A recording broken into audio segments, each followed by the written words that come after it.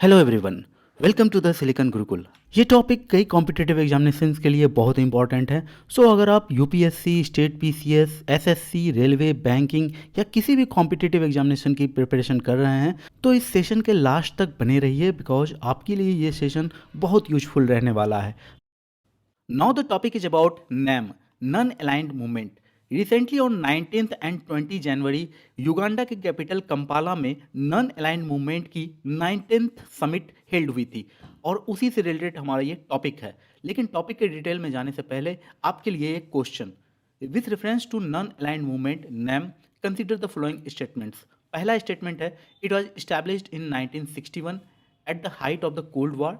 और दूसरा स्टेटमेंट है, its permanent secretariat is based in New Delhi. And third statement, only the United Nations members can take part in the NAM. So the four options are given here. Right answer आपको मिलेगा topic के detail discussion में। Now some facts about NAM summit. तो ये 19th NAM summit था जिसे organise किया गया था युगांडा के कैपिटल कंपाला में under the leadership of Uganda. Uganda ने अजरबैजान से नैम के चेयरमैनशिप को भी टूक ओवर किया है अंटिल 2027। तो 2027 तक के लिए नैम का चेयरमैनशिप रहने वाला है युगांडा के पास। इस समिट का थीम था deepening cooperation for shared global affluence. Summit में कई इश्यूज पर डिस्कशंस हुए थे, जिसमें से की डिस्कशंस हुए थे इजराइल हमास वार के ऊपर, India's Vishwa Mitra initiative and a call for multipolar world. इसमें से दो जो इशू हैं, India's Vishwa Mitra initiative and a call for multipolar world, एक तरह से इंडिया का ही ये इनिशिएट किया गया मैटर है।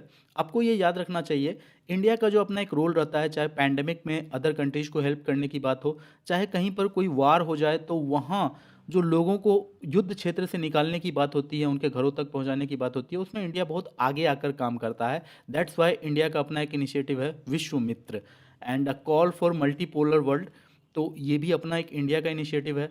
इंडिया रिपीटेडली इंटरनेशनल समिट्स में, फोरम्स में अपनी बात रखता आ रहा है कि यूनाइटेड नेशंस सिक्योरिटी काउंसिल की अब उतनी अधिक इंपॉर्टेंस नहीं रहनी चाहिए। इसकी जो एक स्ट्रेटेजिक हेजेमनी है, किसी भी कंट्री में किसी टेररिस्ट ऑर्गेनाइजेशन को टेररिस्ट डिक्लेयर करना या नहीं करना, इस तरह का जो कुछ पावर्स इसके पास है जिससे कि पूरे वर्ल्ड में बहुत कुछ गवर्न होता है, ये अब खत्म होना चाहिए। अब मल्टीपोलर वर्ल्ड आना चाहिए। या तो यूनाइटेड नेशन सिक्योरिटी काउंसिल में ही कुछ एक्सपेंशन होनी चाहिए, या नहीं तो एक मल्टीपोलर वर्ल्ड का अब शुरुआत होना चाहिए। ये इंडिया का अपना एक ओपिनियन रहता है। Now some facts about non aligned movement. Non aligned movement developing nations का एक ऐसा अलायंस है जो किसी भी तरह के मेजर सुपर पावर के आइडेंटिटी को रिफ्यूज करता है। इसे ऐसे समझो कि जब 1945 में सेकेंड वर्ल्ड वॉर समाप्त होता है और यूएनओ की इस्टेब्लिशमेंट होती है, तो उसके बाद एक कोल्ड वॉर शुरू हो जाता है। एक तरफ तो सोवियत यूनियन होता है जो पूरी दुनिया में कम्युनिज्म को स्थापित करना चाहता है, और दूसरी तरफ जो यूएसए होता है वो नेटो को एक्सपेंस करना चाहता है, और नेटो के साथ साथ वो कैपिटलिज्म को लाना चाहता है, और कैपिटलिज्म के साथ साथ उसका अपना बहुत सारा कंडा होता है, तो वो उसे फैलाना चाहता है। इस कोल्ड वॉर में दोनों सुपर पावर्स के बीच एक रेस छिड़ जाती है। दोनों सुपर पावर चाहते हैं दुनिया के अधिक से अधिक कंट्री को इन्फ्लुएंस करना, चाहे उनका इन्फ्लुएंस पॉलिटिकल हो या इकोनॉमिकल हो या फिर मिलिट्रीली हो। लेकिन दोनों सुपर पावर्स ये चाहते हैं कि वर्ल्ड के अधिक से अधिक कंट्री उनके इन्फ्लुएंस में रहें। और जब ये दोनों सुपर पावर किसी भी छोटे कंट्री के लिए आपस में लड़ाई करते थे, तो लॉस सबसे अधिक उस छोटे से कंट्री के सिविलियंस का होता था। फॉर एग्जांपल वियतनाम की बात करो, क्यूबा की बात करो, तो जो सिविलियंस होते थे उनका सबसे अधिक लॉस होता था। यूएसए के लोग तो अपने कंट्री में थे और सोवियत यूनियन के भी लोग अपने कंट्री में थे, लेकिन इनका बैटल ग्राउंड बन जाता था ये छोटा सा कंट्री। इस सिचुएशन में आगे आते हैं कुछ countries like India, Indonesia, Egypt, Ghana, Yugoslavia. इस तरह से कुछ कंट्रीज के हेड आगे आते हैं और एक अलायंस बनाते हैं, नॉन अलाइंड मूवमेंट। और यहाँ इस अलायंस में सबसे इंपॉर्टेंट बात जो होती है वो आपस में यही तय करते हैं ये कंट्रीज मिलकर कि हम किसी भी सुपर पावर को आइडेंटिफाई नहीं करेंगे, चाहे दोनों सुपर पावर्स के द्वारा कितना भी प्रेशर लगाया जाए, हमें हर हाल में अनबायस्ड रहना है। इसी मैंडेट के साथ इस अलायंस नॉन अलाइंड मूवमेंट की इस्टेब्लिशमेंट हुई थी 1961। ऑल्दो इसकी एक ब्लूप्रिंट या यूं कह लो इसकी प्रिपरेशन पहले ही हो गई थी बांडुंग कॉन्फ्रेंस जो 1955 में इंडोनेशिया में हुआ था।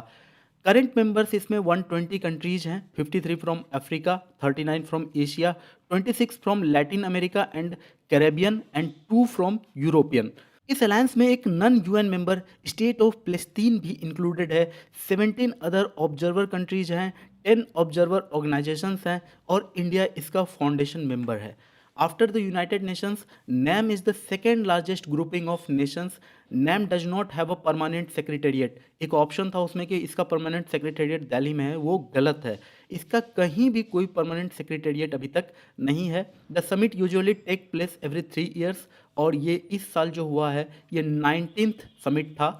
इस अलायंस के फाउंडर मेंबर्स थे यूगोस्लाविया के president Joseph Broz Tito, Indian prime minister Jawaharlal Nehru, Egyptian president Gamal Abdel Nasser, Ghanaian president Kwame Nkrumah and Indonesian president Sukarno. ये फाउंडर मेंबर्स थे नैम के। और 1955 में बांडुंग कॉन्फ्रेंस में अलायंस को बाइंड करता हुआ जो भी प्रिंसिपल्स था उसके ऊपर जो एग्रीमेंट बना था उसमें ये फाउंडर मेंबर्स ने अपने अपने साइन किए थे और उसी के बेसिस पर 1961 में बेलग्रेड यूगोस्लाविया में नैम का इस्टेब्लिशमेंट होता है। So these facts you should always remember, exam के लिए बहुत इंपॉर्टेंट है। On this note I am concluding the session, but before going मैं आपसे कहना चाहता हूँ कि प्लीज़ लाइक, कमेंट, शेयर और सब्सक्राइब। आपका कोई भी इंटरेक्शन हमें इनॉर्मस एनर्जी प्रोवाइड करता है।